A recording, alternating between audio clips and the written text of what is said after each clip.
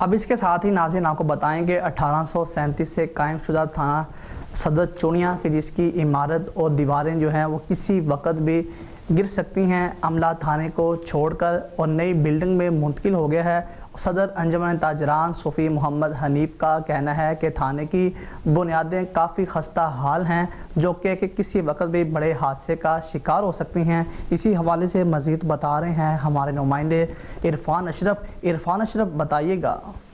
जी बिल्कुल, थाना सदर चूनिया जो 1837 से कायम शुदा है, जिसकी इमारत और दीवारें किसी भी वक्त गिर सकती हैं। अमला थाने को छोड़कर नई बिल्डिंग में मुंतकिल हो गया।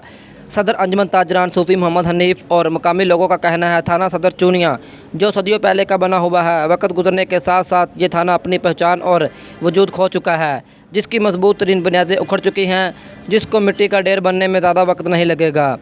अब ये थाना देखने में भूत बंगला दिखाई देता है। इस थाने की बुनियादें काफ़ी खस्ता हाल हैं, जो किसी भी वक्त बड़े हादसात का शिकार हो सकती हैं।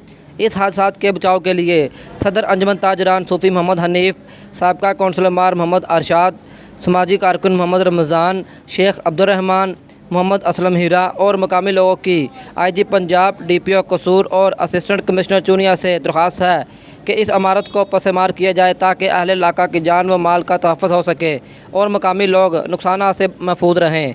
जी।